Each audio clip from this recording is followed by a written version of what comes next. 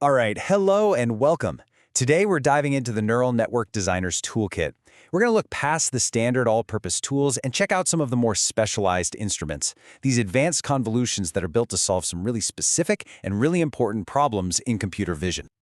So here's the plan. We'll kick things off by asking, why do we even need to mess with the standard convolution in the first place?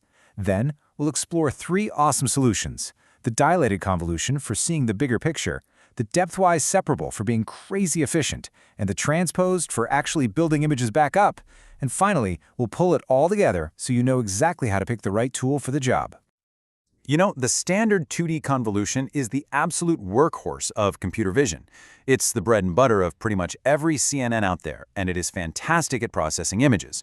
It just slides a little filter, or what we call a kernel, across the pixels to pick up on local patterns like edges and textures.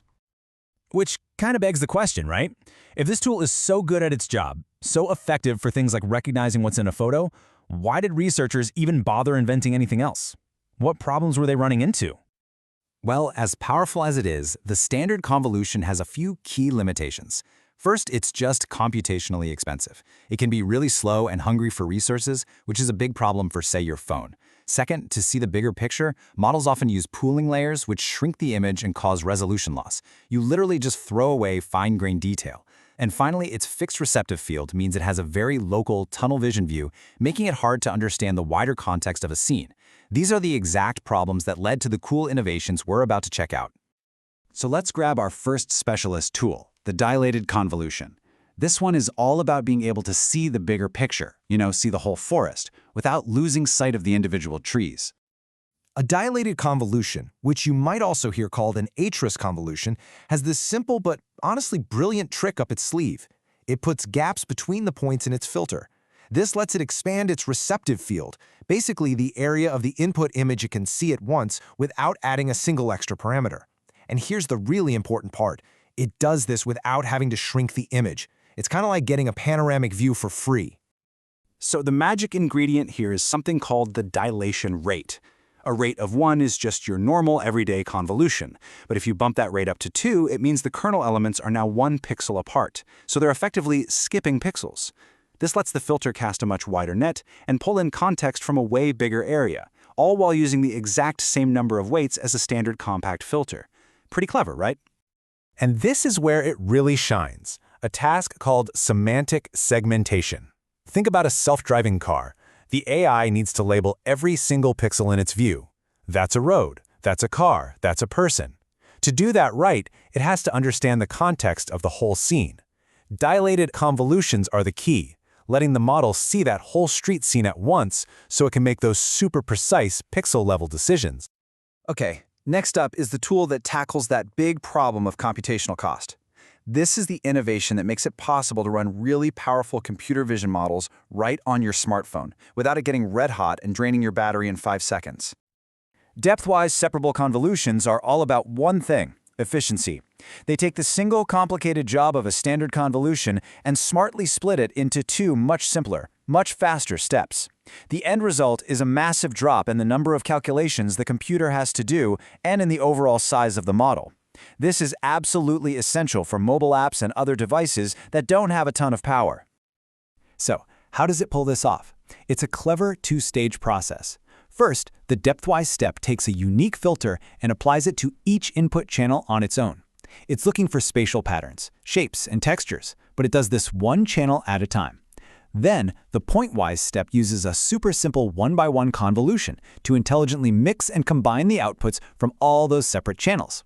By splitting the work this way, the whole operation becomes incredibly lean. And the numbers, they just speak for themselves. Here are 2 simple networks trained on the MNIST dataset. The standard CNN on the left has over 8,500 parameters to train. The one on the right, using depthwise separable convolutions in the exact same structure, has less than 1,500. That is an enormous reduction. And the savings on actual computation are even crazier. This quote really says it all. A depthwise separable convolution uses only about 11% of the math of a standard one. This is exactly why architectures like MobileNets can do complex vision tasks in real time right on your phone. It's a total game changer. Okay, for our final tool, we are completely flipping the problem on its head. So far, everything has been about shrinking images down to extract features. But what if you need to go the other way? What if you need to build a high-resolution image from just a low-resolution idea? Well, that is the job of the transposed convolution. You'll often hear it called a deconvolution, and its whole purpose in life is to upsample, to intelligently make a feature map bigger.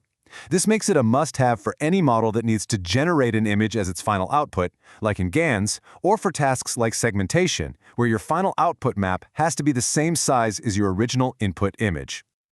I absolutely love this analogy. Just think of a transposed convolution as a learned way of scaling up. Each little pixel in your low-res input gets to paint a larger patch of pixels onto a bigger, high-res canvas.